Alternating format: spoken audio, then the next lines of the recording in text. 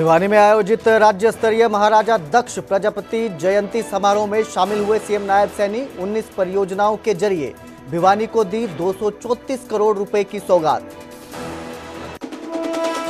CM Saini ने रोहतक में शहीद लोकेंद्र सिंह सिंधु के घर जाकर दी श्रद्धांजलि। कहा, शहादत पर हम सबको गर्व। चूरू फाइटर जेट हादसे में शहीद हुए थे pilot squadron leader Lokendra Singh Sindhu.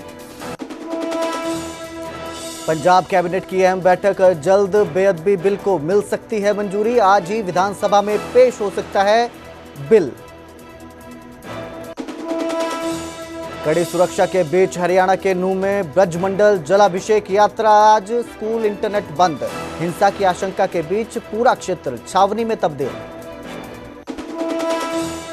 Nuh में जलाभिषेक यात्रा से पहले पुलिस की बड़ी कार्रवाई। सुहाना रोड पर शिकारपुर गांव में पेट्रोल पंप पर रेड, डीजल से भरी 87 कैन जब्त, 3 लोग गिरफ्तार। राधिका के फोन से होगा हत्याकांड के राज का खुलासा। गुरुग्राम पुलिस ने राधिका का फोन डाइटेक को भेजा। राधिका की दोस्त का बयान दर्ज कर सकती है पुलिस। टेनिस खिलाड़ी राधिका यादव हत्याकांड में दोस्त हिमांशिका का दावा, योजना के तहत की गई हत्या। भाई ने दावों को नकारा। कहा, पाबंदी होती तो नहीं खेल पाती राधिका।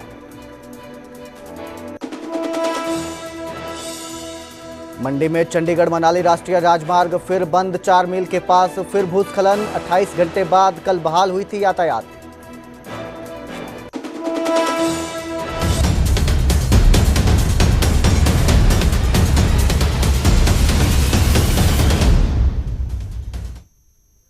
नमस्कार, स्वागत है न्यूज 18 पंजाब हरियाणा में। मेरा नाम है कुलदीप भारद्वाज। बुलेटिन की शुरुआत करेंगे राधिका हत्याकांड से, क्योंकि इस हत्याकांड में रोज नया खुलासा, नया मोड़ सामने आ रहा है। अब राधिका के फोन जो है वो इस हत्याकांड का राज खोलेगा। गुरुग्राम पुलिस ने राधिका का फोन डाइटेक यानी कि department of information technology, electronics and communication Haryana को भेजा है। फोन को अनलॉक करके डाटा रिट्रीव किया जाएगा।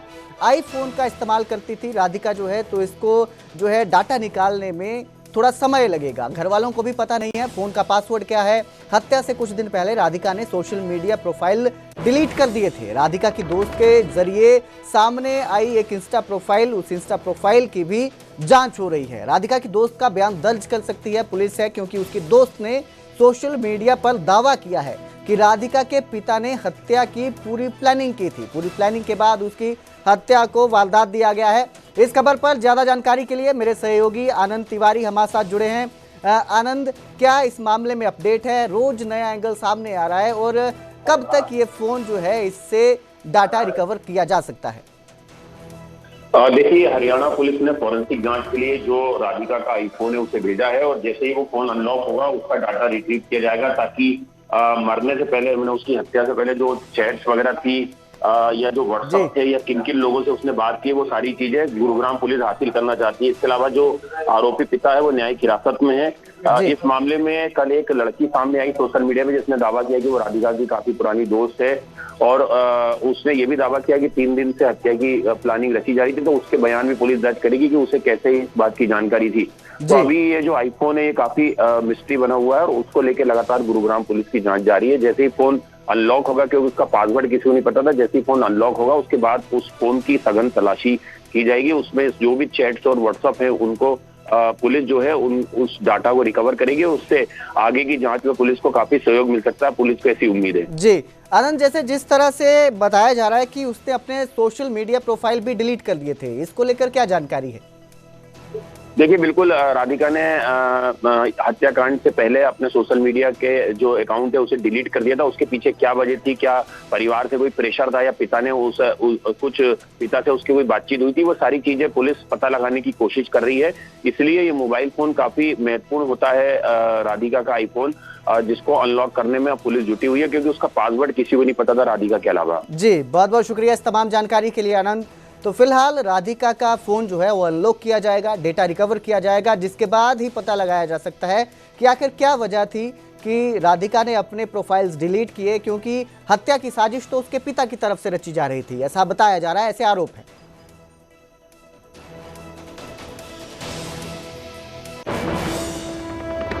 तो राधिका यादव हत्याकांड में हर रोज नए नए खुलासे हो रहे हैं। राधिका की दोस्त हिमांशिका ने एक और बड़ा दावा किया है। राधिका की दोस्त हिमांशिका का एक और दावा है कि पिछले 3 दिनों से हत्या की प्लानिंग की जा रही थी। ये हिमांशिका ने दावा किया है। उसके बाद उन्होंने कहा है कि अचानक से गुस्से में राधिका की हत्या नहीं की गई, यानी बहस के बाद हत्या की थ्योरी जो गढ़ी गई थी वो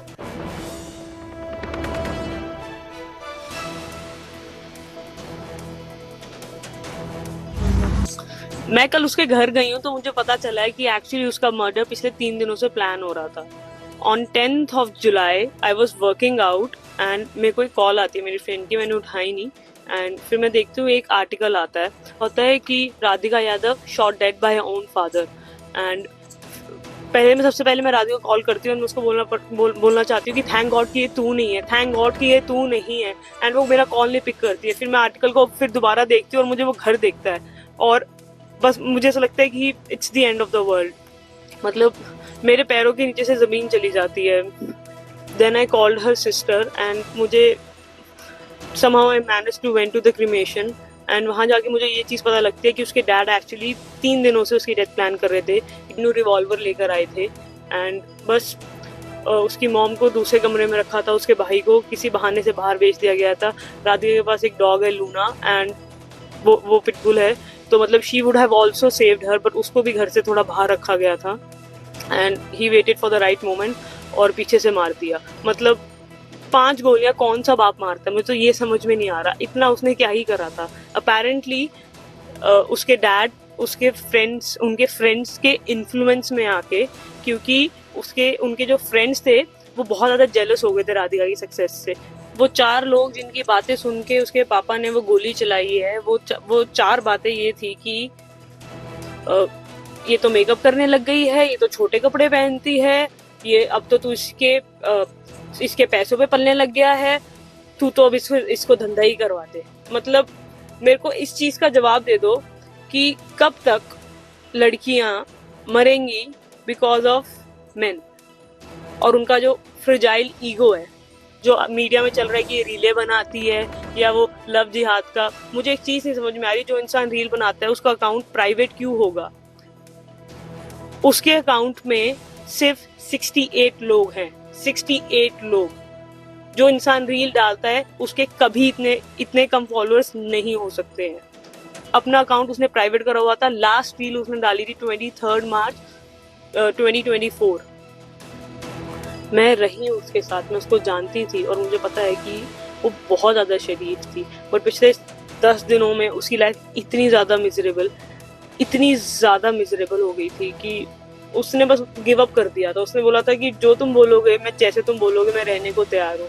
बट वही है, उसके पापा का इतना ज़्यादा दिमाग खराब हो रखा था कि कोई फेस पे एक्सप्रेशन भी नहीं था। मतलब वो इंसान को दिख रहा था कि कोई साइकोलॉजिकल प्रॉब्लम है, बट वही है, बात किससे करे। मुझे बस एक चीज समझ में नहीं आती है कि कब तक। तो ये दावा जो है ये किया जा रहा है हिमांशिका की तरफ से, जो कि दोस्त है राधिका की, लेकिन राधिका के भाई ने इन दावों को पूरी तरह से खारिज किया है। अब आगे बढ़ेंगे, बात करेंगे नूह की, जहां पर आज ब्रजमंडल जलाभिषेक यात्रा है। ब्रजमंडल यात्रा को लेकर नूह में अलर्ट है। 24 घंटे के लिए इंटरनेट बंद है, बल्क SMS पर भी रोक है। नूह में कल रात 9 बजे से इंटरनेट बंद कर दिया गया है, इंटरनेट नहीं चल रहा है। इसके साथ ही बैंकिंग और फोन रिचार्ज सेवाएं वो जारी रखी गई हैं। नूह में जलाभिषेक यात्रा की ड्रोन से निगरानी होगी। 22 पैरामिलिट्री टुकड़ियां बम स्क्वाड तैनात की गई हैं। नूह में जलाभिषेक यात्रा को लेकर रूट डाइवर्ट किए गए हैं। स्कूल कॉलेज बंद हैं, पटाखे आतिशबाजी पर रोक लगाई गई है। 2 साल पहले ब्रजमंडल यात्रा के दौरान हिंसा हुई थी। आपको बता दें तो हरियाणा के नूह जिले में ब्रजमंडल जलाभिषेक यात्रा को लेकर प्रशासन ने पूरी तैयारियां कर ली हैं। यात्रा में कोई खलल ना पड़े, इसके लिए इंटरनेट सेवाएं बंद कर दी गई हैं। इस दौरान बल्क SMS की सेवाएं भी जो हैं वो सस्पेंड है। ये आदेश 13 जुलाई की रात 9 बजे से आज रात 9 बजे तक, यानी 24 घंटे तक लागू रहेगा। इसके साथ 1ली से 12वीं तक के सभी प्राइवेट और सरकारी स्कूल बंद रहेंगे। बता दें कि नूह में साल 2023 में ब्रजमंडल यात्रा के दौरान हिंसा हो गई थी। पूरी तरह से तैयार है, पूरी फोर्स लगाई हुई है। सिटी मेरे पास 25 आदमी तो मेरी खुद उसके साथ है और मेरा सब इंस्पेक्टर है, 25 आदमी उसके साथ है। और मैं ब्रजमंडल जलाभिषेक यात्रा आज नुहू में निकाली जाएगी। इस समय हम मौजूद हैं जिले के सबसे मुख्य चौक अडबर चौक। अडबर चौक से एक रास्ता होडल की तरफ जाता है, एक तावड़ू की तरफ जाता है, एक गुरुग्राम की तरफ जाता है, तो एक अलवर की तरफ जाता है। हम आपको दिखाना चाहेंगे कि सुरक्षा की अगर बात की जाए तो पुलिस के जो जवान हैं उन्होंने अपने मोर्चे संभाल लिए हैं। हथियार और लाठी डंडों से पुलिस के जवान पूरी तरह से लैस नजर आ रहे हैं। बम स्क्वाड की बात करें, फौजी कुत्तों की बात करें या घोड़ा पुलिस की बात करें तो पूरी सुरक्षा व्यवस्था इस बार चाक चौबंद है। तकरीबन 14 डीएसपी हैं, 2000 से 2500 पुलिस के जवान इस बार यहाँ पर तैनात किए गए हैं। 3 मंदिर जिनमें नल्हड़ मंदिर है जिसको नल्हड़ेश्वर मंदिर के नाम से जाना जाता है, फिरोजपुर जिरका शहर में झिरकेश्वर मंदिर है और नुहू जिले के सबसे बड़े गांव सिंगार गांव में श्रृंगेश्वर मंदिर है, जहां पर 4-5 बजे के आसपास इस यात्रा का समापन होगा। हर एक मुख्य चौक चौराहे पर एक डीएसपी और एक ड्यूटी मजिस्ट्रेट की तैनाती की गई है। लगातार उपायुक्त विश्राम कुमार मीणा और पुलिस अधीक्षक राजेश कुमार लगातार मंदिरों से लेकर पूरे जो रूट है जिस पर यात्रा निकाली जाएगी उसके लगातार सर्च कर रहे हैं। ड्रोन उड़ा करके निगरानी की जा रही है। तकरीबन 30-40 कैमरे आज यात्रा के दौरान रहने वाले हैं जो हर हरकत पर नजर रखेंगे। तकरीबन 12 बजे यात्रा नुहू के नल्हड़ेश्वर मंदिर से शुरू होगी और दोपहर 12 बजे फिरोजपुर जिरका जाएगी और शाम 4-5 बजे सिंगार गांव में श्रृंगेश्वर मंदिर में इस यात्रा का समापन होगा। आपको बता दें कि 2023 में इसी यात्रा के दौरान नुहू शहर जल उठा था। न केवल 5-6 लोगों की जान गई थी बल्कि लाखों करोड़ों रुपए का नुकसान हुआ था। उसके पास मकानों और तोड़फोड़ अभियान भी पुलिस के द्वारा चलाया गया था जिसका मामला हाईकोर्ट तक पहुंच गया था। हालांकि उसके बाद तोड़फोड़ अभियान को बंद कर दिया था, लेकिन 2023 की जब तस्वीरें सामने आती हैं तो एक बार जहन और शरीर क्योंकि उस दिन चारों तरफ आगजनी की घटनाएं, चारों तरफ तोड़फोड़ की घटनाएं या तस्वीरें सामने आ रही थी। इस बार सबक लेते हुए पुलिस प्रशासन व जिला प्रशासन ने पूरी सख्ती बरती है। अब तक ADGP Sanjay Kumar, IG Rewari range Nazneen Bhasin, Gurugram मंडल के कमिश्नर संजय जून और पुलिस अधीक्षक और उपायुक्त नुहू लगातार हालात पर नजर बनाए हुए हैं, लगातार बैठकें ले रहे हैं। अमन और शांति की मिसालें दी जा रही हैं। 42 स्टॉल इस बार श्रद्धालुओं के स्वागत के लिए लगाए गए हैं जिनमें 30 के करीब मुस्लिम समुदाय के लोगों के स्टॉल हैं जो हिंदू मुस्लिम एकता की एक मिसाल पेश करना चाहते हैं। और कुल मिलाकर ब्रजमंडल शोभा यात्रा को लेकर नूह में सुरक्षा के कड़े इंतजाम हैं। गुरुग्राम, पलवल, फरीदाबाद, सोहाना में भी सख्त पहरा है। श्रद्धालुओं की सुरक्षा के लिए 3 स्तरीय सुरक्षा घेरा बनाया गया है। गुरुग्राम टोल प्लाजा, नूह बॉर्डर और मंदिर से ठीक पहले सुरक्षा का पहरा है। पुलिस के पुख्ता इंतजाम है। सभी वाहनों पर चेकिंग की जा रही है। नूह जिले को पूरी तरह छावनी में तब्दील कर दिया गया है। 31 जुलाई 2023 में नूह में हिंसा भड़की थी। सांप्रदायिक हिंसा में 6 लोगों की मौत हो गई थी। ब्रजमंडल यात्रा को इस बार फिर धूमधाम से निकालने की अनुमति मिली है। ब्रजमंडल यात्रा में 3 मंदिरों में जलाभिषेक किया जाएगा। पहले जलाभिषेक नल्हड़ मंदिर में 12:30 बजे, दूसरा जलाभिषेक फिरोजपुर झिरका के झिरकेश्वर महादेव मंदिर में 2:15 पर तीसरा जलाभिषेक होगा। पुन्हाना के श्रृंगेश्वर महादेव मंदिर में शाम 4:15 पर होगा। तो आज जलाभिषेक के चलते सुरक्षा का कड़ा इंतजाम किया गया है। आज सावन की पहली सोमवारी है और आज सुबह से ही शिव मंदिरों में श्रद्धालुओं की भारी भीड़ देखने को मिल रही है। लोग शिवालयों में शिवलिंग पर जलाभिषेक कर रहे हैं। कुरुक्षेत्र के कालेश्वर महादेव मंदिर में लोगों ने जलाभिषेक किया।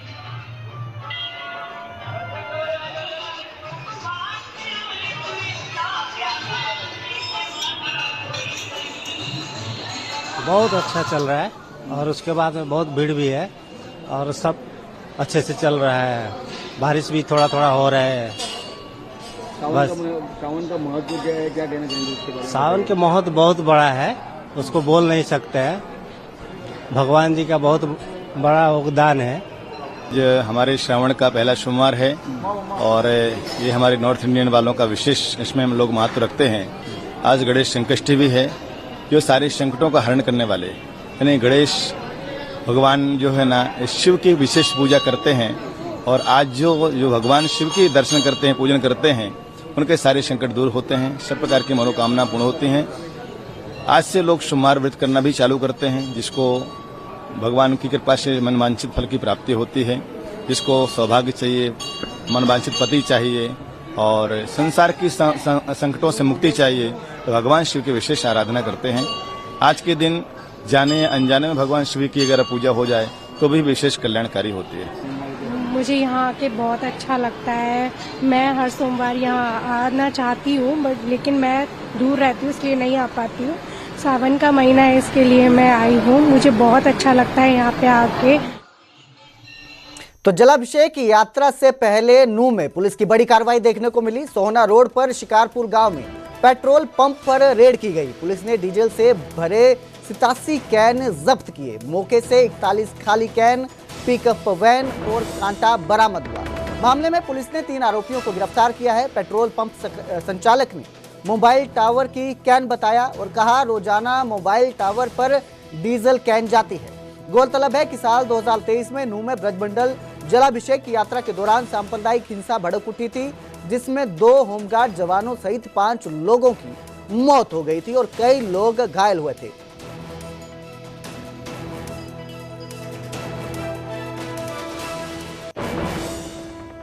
श्रावण मास के प्रथम सोमवार की शुभकामनाएं। सीएम सैनी ने प्रदेशवासियों को ये शुभकामनाएं दी है। भगवान शिव से सुख, शांति और समृद्धि की कामना की है। सीएम ने सोशल नेटवर्किंग साइट एक्स पर लिखा, ओम त्र्यंबकम यजामहे सुगंधिम पुष्टिवर्धनम उर्वा रुक्मिव बंधनान मृत्यु मृक्षीय मामृतात। श्रावण मास के प्रथम सोमवार की समस्त प्रदेशवासियों को हार्दिक शुभकामनाएं।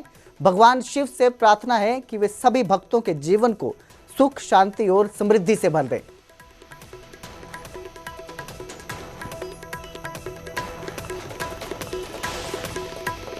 महाराजा दक्ष प्रजापति जयंती समारोह के उत्सव पर भिवानी में राज्य स्तरीय कार्यक्रम का आयोजन किया गया। कार्यक्रम में सीएम नायब सिंह सैनी ने संबोधन किया।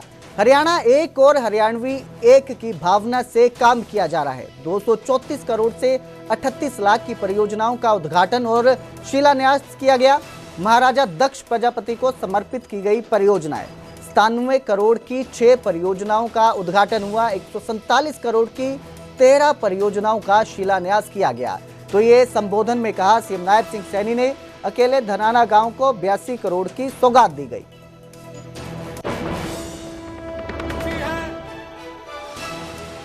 मुझे खुशी है कि आज भगवान शिव जी के पावन मास, पावन पर्व का आज तीसरा दिन है। आज तृतीय दिन है। यह दिन महाराजा दक्ष प्रजापति जी की जयंती का ये पावन पवित्र दिन है। इस भव्य समारोह में आप सभी के बीच में आज मुझे आने का अवसर मिला है। मैं अपने आप को गौरवान्वित महसूस कर रहा हूं।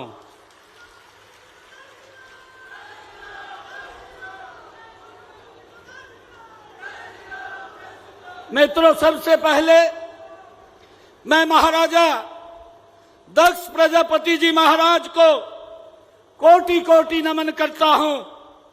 वे ब्रह्मांड के रचयिता थे, सृष्टि के महान शिल्पी थे, परम पिता ब्रह्मा के मानस वो पुत्र थे। मैं आप सभी को महाराजा दक्ष प्रजापति जयंती की हार्दिक बधाई भी और शुभकामनाएं भी मैं आप सभी को देता हूं। मुझे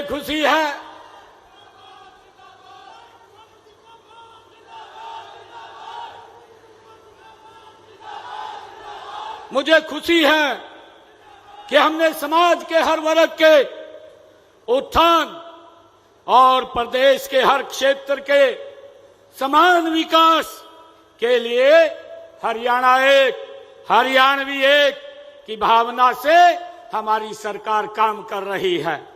मुझे ये भी खुशी है कि आज इसी कड़ी के बीच में जब महाराजा गुरु दक्ष प्रजापति जयंती का हम भव्य आयोजन कर रहे हैं, तो हमने भिवानी जिला के 234 करोड़ 38 लाख रुपए की लागत की 19 परियोजनाओं के उद्घाटन और शिलान्यास आज किए हैं।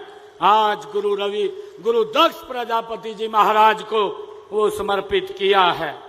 इनमें मुझे खुशी है बताते हुए कि आज हमने 87 करोड़ 42 लाख रुपए की लागत की 6 परियोजनाओं के आज उद्घाटन हुए हैं। कि महाराजा दक्ष प्रजापति महान राजा थे, दूरदृष्टा थे, कुशल प्रशासक थे और सृष्टि के विस्तारक थे। मुझे खुशी है बताते हुए कि उन्होंने समाज को एक अनुशासित और व्यवस्थित ढांचा प्रदान किया है। उन्होंने हमें सिखाया है कि हम किस प्रकार से एक संगठित समाज का निर्माण होता है, किस प्रकार नियमों और धर्म का पालन करते हुए जीवन को सार्थक बनाया जा सकता है। हमें इस बात की खुशी है कि इस प्रकार मनुष्यों में सबसे पहले जो कलाकार के रूप में जो दक्ष प्रजापति हुए हैं वो महाराजा दक्ष प्रजापति हुए हैं। मुझे खुशी है कि मेरे सामने आज ऐसे हजारों कलाकार उपस्थित हैं। मैं आप सबको भी दोनों हाथ जोड़ करके नमन करता हूं। मुझे ये खुशी है कि मिट्टी के बर्तन तथा मूर्तियां ये आदिकाल से कला हमारे देश की सभ्यता से ये जुड़ी हुई है। मुझे ये भी खुशी है कि आज तक इतिहास को जानने को जितनी भी खुदाई हुई है और उसमें जितनी वस्तुओं के साथ साथ मिट्टी के बर्तन व मूर्तियां वहां जरूर मिली है। हम लाखों वर्षों का इतिहास जब देखते हैं तो उसके अंदर हमारे समाज का महत्वपूर्ण योगदान उसके अंदर दिखाई देता है। मुझे खुशी है बताते हुए कि विभिन्न प्रतियोगी और प्रवेश परीक्षाओं की तैयारी करने वाले उम्मीदवारों को मुफ्त कोचिंग भी दी जाती है। ये भी निर्णय हमारी सरकार ने किया है। मित्रों, गरीबी का सबसे बड़ा कारण ये बेरोजगारी होता है। इसलिए हमने गरीब परिवार को उनके अनुकूल रोजगार देने का बीड़ा उठाया हुआ है। हम चाहते हैं कि हमारे प्रजापति समाज के भाई आज आधुनिक इलेक्ट्रिक व सोलर आधारित चाक और नई भट्टियों का उपयोग करें ताकि उत्पादन बढ़े और मेहनत कम लगे। मित्रों, हमने गरीब परिवारों के उत्थान व कल्याण के लिए हमारी सरकार ने केवल योजनाएं ही शुरू नहीं की बल्कि योजनाओं का लाभ उन व्यक्तियों तक पहुंचाना भी सुनिश्चित किया है जिसके लिए वो बनी है। हम ये जानते हैं कि हमारी सरकार ने पिछले दिनों जो गरीब परिवार के बच्चे अच्छी एजुकेशन लेकर के आगे बढ़ते हैं उनको बिना पर्ची बिना खर्ची के हरियाणा के अंदर रोजगार देने का काम ये हमारी सरकार कर रही है। और अब बात करेंगे राव इंद्रजीत सिंह की डिनर डिप्लोमेसी की। केंद्रीय मंत्री राव इंद्रजीत सिंह ने फिर एक बार डिनर डिप्लोमेसी दिखी। इस बार सीएम नायब सिंह सैनी को रात्रि भोज पर बुलाया गया। स्वास्थ्य मंत्री और बेटी आलती सिंह राव के घर पर रात्रि भोज पर बुलाया। सीएम सैनी स्वास्थ्य मंत्री आलती राव की कोठी पर रात्रि भोज में शामिल हुए। साथ में सहकारिता मंत्री अरविंद शर्मा भी मौजूद रहे। सेक्टर 7 में स्थित है, चंडीगढ़ के सेक्टर 7 में उनकी कोठी स्थित है। पिछली बार 12 विधायकों को डिनर पर बुलाने को लेकर जमकर बवाल हुआ था।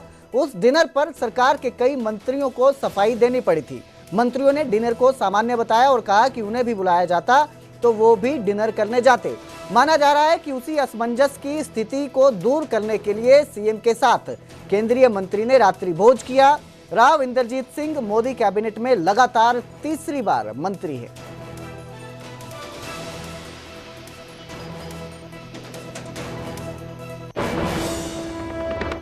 पायलट लोकेंद्र सिंह सिंधु को श्रद्धांजलि देने के लिए मुख्यमंत्री नायब सिंह सैनी रोहतक पहुंचे थे, जहां पर उन्होंने उसे श्रद्धांजलि दी। सैनी ने उन्हें श्रद्धांजलि दी। चूरू में जगुआर क्रैश में लोकेंद्र सिंह सिंधु शहीद हुए थे। सीएम सैनी ने कहा कि शहीद को सम्मान मिलेगा, पॉलिसी के अनुसार शहीद की पत्नी को नौकरी मिलेगी। तो सीएम नायब सिंह सैनी रोहतक पहुंचे थे, जहां पर उन्होंने शहीद पायलट लोकेंद्र सिंह सिंधु को श्रद्धांजलि दी। उसके अंदर बिग कमांडर एक बहुत ही मजबूत साथी, जिन्होंने आर्मी में रहते हुए देश सेवा के वो काम आए, क्योंकि जब वो ट्रेनिंग के अंदर ट्रेनिंग दे रहे थे और जगुआर क्रैश हुआ, उसमें आग लगी, तो उसने लोगों को बचाने का काम किया। अपने शरीर के ऊपर लोगों को जिंदगी बचाने के लिए अपने ऊपर लिया है। ऐसे हमारे लोकेंद्र जी जांबाज वो विंग कमांडर थे।